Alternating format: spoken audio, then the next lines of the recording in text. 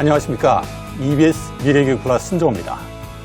예술은 위로이다 라는 소설가 토마스 만의 말처럼 예술은 삶에 의해 상처받은 이들을 위로해준다는 화가 반 고흐의 또 다른 말처럼 코로나19 시대 예술이 어쩌면 우리의 지친 마음에 위로가 될 수도 있을 겁니다.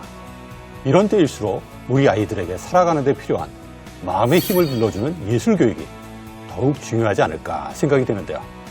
하지만 일상화된 비대면 사회에서 문화예술 교육을 제대로 실천하기란 쉽지가 않은 상황입니다. 포스트 코로나 시대 문화예술 교육의 방향과 과제를 오늘 짚어보겠습니다. 함께 해주실 분들을 소개해드립니다. 오히려 문화예술 교육의 본질을 구현하는 데 굉장한 기회가 되겠다.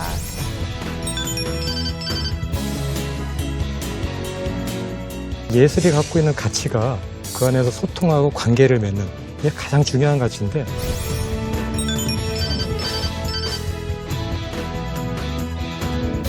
임시 방편이 아닌 안정적인 프로세스를 구축을 해야 될 것이고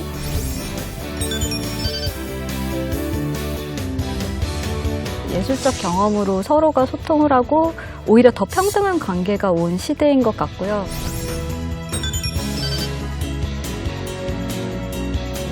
문화예술 교육이 학생들한테 제공될 때 참 좋은 게 인생을 얘기할 수 있어서 너무 좋거든요.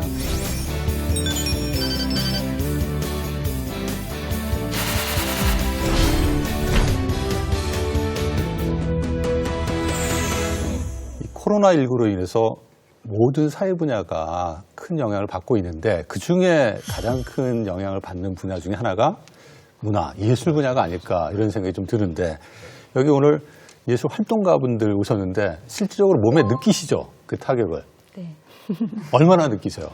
뭔가 우주에서 표류하는 듯한 그 좌표를 잊어버리고 표류하는 듯한 그런 느낌을 받았었고요.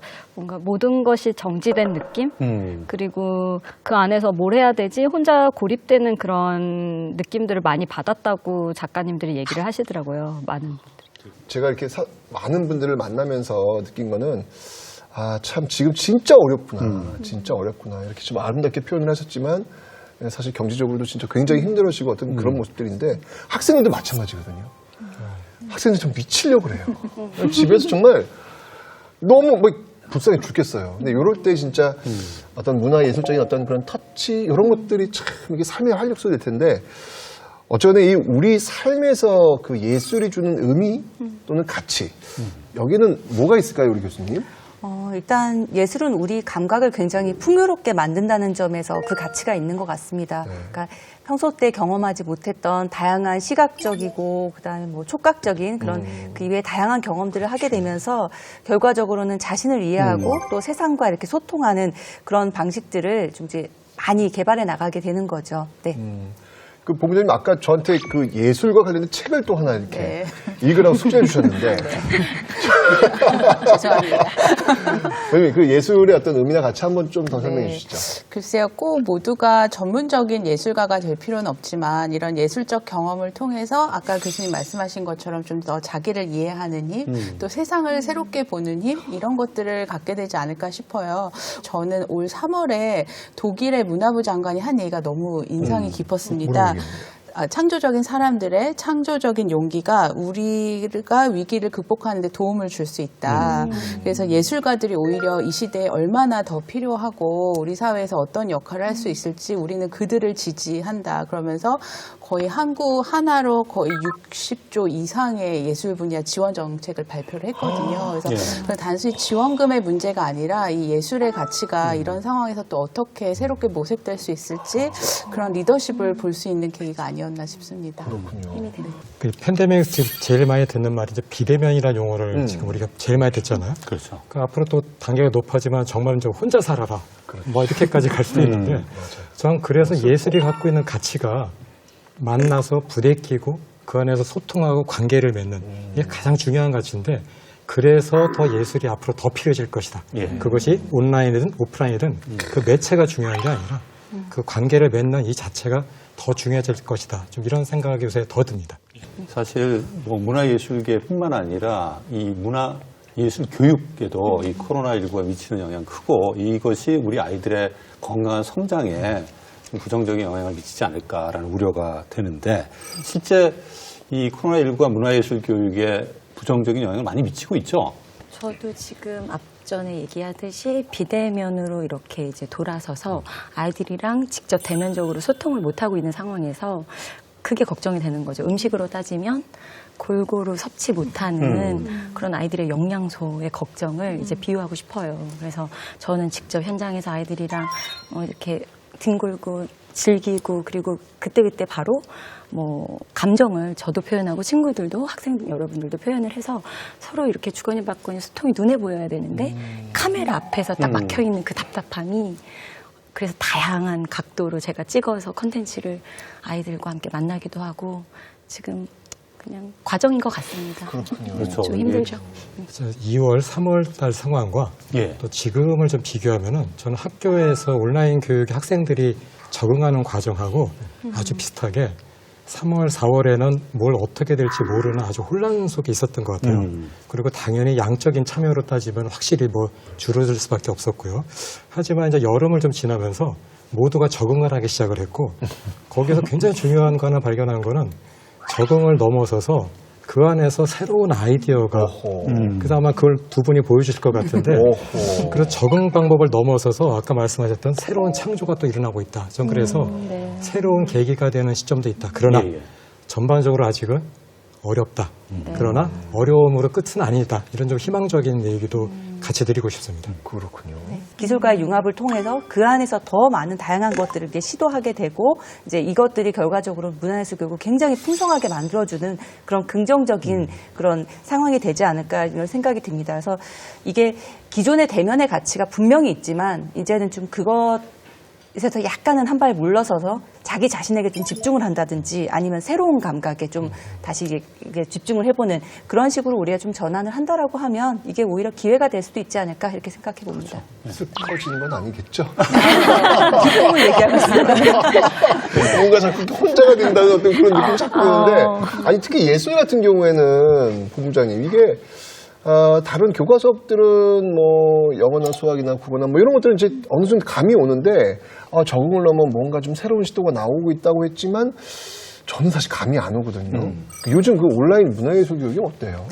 그러니까 교육부에서도 온라인 수업을 3가지 유형으로 나눴더라고요. 그래서 저희도 올 초기에는 기존에 오프라인에서 했던 교육의 내용을 영상으로 찍어서 일방적으로 이렇게 송출하기도 했었고, 혹은 실시간 줌으로 이제 뭐 선생님의 동작과 뭐 이런 악기 연주나 이런 거를 같이 하는 방식의 실시간 쌍방향 소통도 했었고, 또 어떤 예술교육 콘텐츠를 개발하고 키트를 만들어서 실제 나만의 방식으로 그 매뉴얼에 따라서 작업하게끔도 해봤습니다. 그런데 확실히 알게 된 하나는 기존의 오프라인에서 해왔던 문화예술 교육의 어떤 기획과 방식이 온라인 플랫폼과 온라인 상황에 맞게 그 문법과 언어가 달라져야 된다는 것이죠. 그랬을 때 가장 중요한 거는 문화예술 교육이 추구하는 가치, 앞서 선생님들이 말씀하셨던 어떤 공감이라든가 몰입이라든가 교류라든가 소통이라는 것을 이 온라인상에서 어떻게 기획할 수 있을까 해서 뭔가 문화예술 교육을 어떻게 우리가 사람과 감정을 교류하지 않으면서 할 수 있겠어. 굉장히 보수적으로 저희가 그동안 고민했었다면 이번에 막 뒤엉킨 올 한 해의 상황을 통해서 이게 되겠는데? 오히려 참여자들의 자발성이 필수적인 이 환경이 오히려 문화예술 교육의 본질을 구현하는 데 굉장한 기회가 되겠다라는 것을 기쁨으로 이 상황을 네, 그런 기대감과 함께 고민을 하고 있습니다. 네. 본부장님 말씀 들으니까 뭔가 개념서를 읽으신 분께서 역시 실전은 어떤지가 실전은 어떤지는 너무 궁금해요. 실제적으로 저 같은 경우에는 처음에 온라인 플랫폼으로 아이들을 만나야 된다고 했을 때 이런 말을 써도 되는지 모르겠는데 아이들 말로 현타가 왔어요. 그래서 그렇지. 그럴 것 같아요. 네. 그래서 10대 친구들한테 먼저 물어봤었어요. 왜냐하면 이미 아이들은 적응력이 빠르고 미디어 세상 속에서 살아왔던 친구들이기 때문에 그러면 어떻게 하면 너희들과 좀 더 예술로 소통을 재밌게 할 수 있을까? 어차피 너네들의 삶이 꽉꽉 막혀져 있는데 그렇게 얘기를 했을 때 이 친구들이 해준 얘기가 좀 더 많이 우리 이야기에 귀 기울여주고 말을 걸어주세요라는 얘기를 많이 하더라고요. 귀 기울여주고 네. 소통해달라는 얘기네? 네. 그래서 댓글 같은 것도 많이 적어주고, 예를 들어서, 완전 짱 좋아. 막 이런 식으로 적고, 뭔가 소통이라는 거에는 열전이 갈증을 느끼고, 그렇다면 우리는 어떻게 예술적인 감수성으로, 경험으로 이들과 함께 해야 될 것인가. 그게 지금 소위 말하는 언택트라고 얘기하는 4분기 시점에서 저희가 고민해야 될 부분이라고 생각이 들더라고요. 말씀을 네. 듣고 보니까 진짜 보고 싶은 마음이 생기는데 실제 예정원 선생님 그 수업이 미술 수업이죠. 바다가 텃밭이라면 우리는 무엇을 할 수 있을까. 그런. 다 예술적이구나. 정말 궁금해졌습니다. 바다가 텃밭이라면 우리는 무엇을 할 수 있을까? 한번 그 수업을 같이 보면서 이야기를 해보시죠. 네. 이야. 고요한 항구 마을을 찾아온 색다른 미술 수업. 함께 만나볼까요? 온라인 수업이 한창인 5학년 교실을 찾았습니다. 이거 혹시 어디서 많이 본 것 같지 않나요? 기생수. 딩동댕동. 따라하거나 또 자기만의 작품으로 만들어가는 활동이 밈이라는 현상이거든요. 근데 우리는 패러디를 하게 될 것 같아요. 방에 있는 물건을 활용해 명화를 패러디해보기로 했는데요. 자연스럽게 명화를 접하겠네요. 네. 직접 선택도 하고 또 분석도 하게 되는 거죠. 우리 학생들 잘 따라오고 있을까요? 그럼 지금부터 시작! 수업을 손꼽아 기다렸다는 효빈 학생. 패러디할 명화를 꼼꼼하게 고르는데요. 소빈이는 어떤 그림으로 골랐어요? 저 모나리자. 과연 어떤 모나리자가 탄생할까요? 패러디 표현의 핵심, 원작의 포인트를 살리고 살리고. 모나리자 하면 역시 눈썹이죠. 물감, 살색, 살구색 준비해가지고 얼굴에 칠해서 모나리자 패러디하고 있어요. 간단한 재료로 손쉽게 완성된 작품. 어때요? 닮았나요? 눈썹을 지운 거구나. 며칠 뒤 대면 수업 시간이 돌아왔는데요. 오늘은 어떤 수업이 기다리고 있을까요? 힌트를 살짝 중간에 줄까요? 애들한테? 어떤 거요? 예를 들어서 제일 낮은 곳으로 가. 양손 가득 물건을 들고 교실을 나서는 선생님들. 꼭꼭 숨겨라. 보물찾기라도 하려는 걸까요? 준비한 재료들을 학교 곳곳에 숨겨두는데요. 네, 이 재료들은 어디에 쓰시는 건가요? 아이들이 정한 명화를 패러디하는데 필요한 재료들을 숨기고 있습니다. 과연 학생들은 재료를 잘 찾을 수 있을까요? 드디어 5학년 수업 시간. 패러디를 활용을 해서 오늘의 미션. 명화 한 점을 골라 패러디하고 이야기를 만들어 연극까지 해볼 건데요. 이번엔 더 많은 재료로 모든 별로 함께 표현해보기로 했답니다. 이 숨겨놓은 재료를 갖다가 찾아가지고 10분 이내에 갖고 어디로 온다? 잽싸게 출발하는 학생들. 그거 우리 거야. 필요 없어요. 학교 곳곳을 돌며 패러디에 필요한 재료를 찾는데요. 이것도 있다. 왜 우리 찾았네. 그러니까 즐거운 놀이를 하듯 조금씩 문화예술에 빠져드는 학생들. 뭐 찾은 거예요? 지금 오징어랑 바구니랑 줄이요. 어떤 작품이 탄생할까요?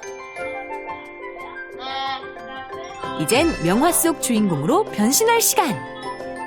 지금부터 우리 갖고 있는 재료로 어떻게 꾸밀지 지금부터 조용히 모든 별로 작업을 합니다. 너가 맨 뒤 이거 파란 색깔. 아니야, 파란색이 맨 뒤하고 내가 이거 할게. 찾아온 재료만으로 원작의 특징을 표현하기란 쉽지 않은데요. 노란 물감을 눈꺼풀에? 도대체 어떤 명화를 표현한 걸까요? 아, 까치와 호랑이군요. 어머, 호랑이와 똑 닮았네요. 귀엽다. 야, 기가 막히네. 야. 어디 가는 거야? 그 어느 때보다 적극적인 학생들. 매주 문화예술 수업을 손꼽아 기다린다는데요. 미술을 잘 못해가지고 진짜 싫어하는 과목이었는데 요즘에는 좀 재밌어져요.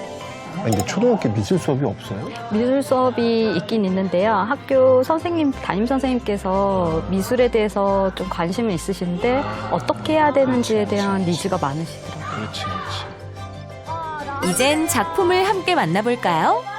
안녕하세요. 저희는 아메리칸 고딕을 패러디해보았습니다. 레디 액션 한번 해주세요. 레디 액션! 뭐 이거 어디까지 이러고 있어? 조금만. 지켜보는 학생들의 얼굴에 웃음꽃이 활짝 피었습니다. 언제 아팠나요? 몰라요. 아니, 언제부터 아팠나요? 어제요. 그러면은 오늘에 태어나세요. 자, 드디어 오늘의 기대작. 이거 민호야. 그렇지, 민호. 그렇지. 이거. 똑같다. 까치호랑이. 야. 너가 작은 거야. 너가 작은 거야. 역시 기대를 저버리지 않네요. 일반 수업에서는 다루기 힘든 소재를 어떻게 수업에 적용하면 좋을지 수업을 구성하고 창의적으로 적용할 수 있는 게 큰 장점인 것 같고요. 아이들이 커서도 문화예술을 향유할 수 있는 역량을 키우지 않을까 생각이 듭니다. 예술가 선생님인데 조금은 예술로 즐길 줄 아는 어른 친구로서 아이들한테 좀 다가가는 것 같거든요. 학교도 성장하고 예술가인 저도 같이 성장해 나가는 그런 연결성도 만드는 것 같아요. 삶은 풍요롭게, 내면은 단단하게 만드는 시간. 문화예술 교육과 함께 학생들은 한 뼘 더 자라났습니다. 대단하네요. 저는 부럽습니다. 저희 학교 다닐 때 미술 시간은 소위 말해서 정답이 있는 미술 시간이었던 것 같아요. 뭐 정물화 그리랑 똑같이 그려야 되니까 항시 스트레스를 받는 거예요. 근데 저거는 정답이 없잖아요. 자기 마음대로 내가 생각하는 걸 표현하는, 그리고 나누는 수업을 하는 걸 보니까 다시 미술 수업을 받고 싶다 이런 생각이 들 정도로 언제 좋습니다. 한번 언제? 해보겠습니다. 아니, 어떻게 지금 이렇게 보셨는데 교수님 어떻게 보셨어요? 말씀하신 것처럼 저도 저기에 같이 참여하고 싶다는 생각이 굉장히 많이 들었고, 이게 무슨 딱딱한 교실 수업이다 이런 느낌보다는 추억 만들기라는 생각이 굉장히 많이 들었어요. 아이들이 이게 갖고 있는 정말 해맑은 표정 있잖아요. 행복할 때 나오는 표정이 그러니까. 그냥 다 드러나게 되고, 또 저는 유심히 선생님을 좀 자세히 봤는데 선생님이 그냥 일반 교과 선생 그 수업을 할 때 보면은 또 아는 내용이시니까 있는 내용 이렇게 설명하시고 그럴 때 느껴지는 거랑 좀 다른 열정 같은 게 느껴지시더라고요. 이런 수업 하시면 선생님도 굉장히 성장하시겠어요. 그렇죠, 네, 그렇죠. 매번 다른 컨텐츠를 발굴하고, 네, 그러면서. 네. 위원님. 그 미술 수업이라고 그랬지만 저기 참여한 아이들이 누가 그걸 미술이라고 생각했어요. 놀았다고 생각할 거예요. 그러니까. 놀았는데 예술이 된 거잖아요. 그렇지. 그래서 지금 예술을 위해서 놀이를 썼다고 그랬는데 지금은 거꾸로 놀이가 바로 예술이다. 우리 그 모습을 지금 이 장면을 보여준 것 같아서 굉장히 아주 재밌었습니다. 예. 처음에는 온라인으로 수업을 하고 그 다음에는 이제 교실에서 면대면으로 수업을 했단 말이에요. 네. 되게 잘 어울리는 것 같은데 학생들도 잘 쫓아오나요?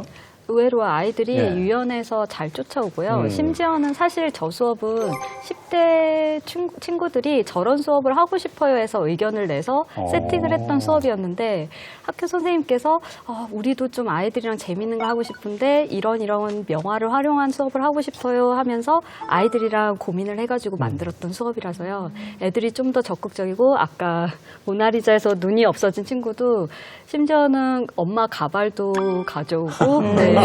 엄마 옷을 갖고 오거나 아빠의 무언가를 갖고 오기도 하고, 아이들이 되게 적극적이고 다음 수업은 뭐예요? 어떻게 했으면 좋겠어요? 의외로 저한테 미션을 주는 그런 상황들로 이루어지더라고요. 네. 우리 예 선생님 그 수업은 미술 분야잖아요. 이제 다른 분야에도 이렇게 다양한 형태의 온라인 또 온라인과 오프라인이 결합된 예술 교육이 진행되고 있는지 궁금하거든요. 본부장님 네. 어떻습니까? 뭐 올 한 해 동안 어쨌건 저희가 지원하고 함께하는 문화예술 교육 현장에서는 장르에 상관없이 각각 그 장르의 전문가, 예술가, 예술 교육하시는 분들의 상상력에 의해서 다양한 시도가 있었던 것 같아요. 뭐 과거에 어떤 레퍼토리 중심으로 연극이나 무용 교육을 했다 그러면 지금 이제 움직임이나 어떤 즉흥 공연의 방식으로 그 방식이 또 바뀌기도 하고, 어떤 포럼을 한번 했었는데 거기 교수님이 되게 되게 인상 깊은 사례를 말씀해 주셨어요. 이제 도예과였던 거죠. 근데 이제 아이들이 학생들이 줌 방식으로 비대면으로 하니까 집에는 가마가 없잖아요. 물레가 없고. 그러니까 이걸 어떻게 할 수 있을까 그래서 집에 있는 그릴 오븐 이런 것에서 그릇을 굽기 시작했다는 것이죠. 그게 구워져요? 그래서 아니 에디슨이 알을 푼 거 똑같은데 시도가 중요한 거예요. 그래서 그동안 우리가 너무나 당연하게 생각했던 이 학교 안에서의 예술 교육이 이게 학교 안에서만 가능한가라는 어떤 예술 교육에 대한 근본적인 질문을 하게 되는 계기가 되셨다고 해요. 그래서 조금 느리게 더듬더듬 가더라도 이 현장을 함께 만들고 있는 이 예술 교육 전문가분들과 어떠한 시도나 기획을 해볼까 이런 식으로 계속 고민을 하고 있습니다. 그렇군요. 근데 이제 온라인 예술 교육에 대해서 얘기하고 있는데 저는 아직까지도 면대면이 더 좋은 점이 많지 않을까라는 생각이 들긴 해요. 하지만 그래도 앞으로 그 예술 교육의 방향과 관련해 봤을 때 온라인 교육도 우리가 이제 활용할 수 있다고 보면 온라인 교육의 장점이 뭘까요? 한 두 가지 정도 들 수 있을 것 같은데요. 첫 번째로는 굉장히 풍성한 콘텐츠랑 미디어를 활용할 수 있다라는 점이죠. 기존의 교실 수업에서 진행을 할 때에는 물론 이제 선생님들이 많이 준비를 하시고 최대한 풍성하게 아이들이 체험이 좀 이렇게 풍성해질 수 있도록 준비를 하시지만 그래도 아이들이 그 온라인에서 직접 서칭을 하고 그다음에 거기에서 있는 자료들 즉각적으로 또 활용하고 그렇게 하는 부분에서는 따라갈 수가 없거든요.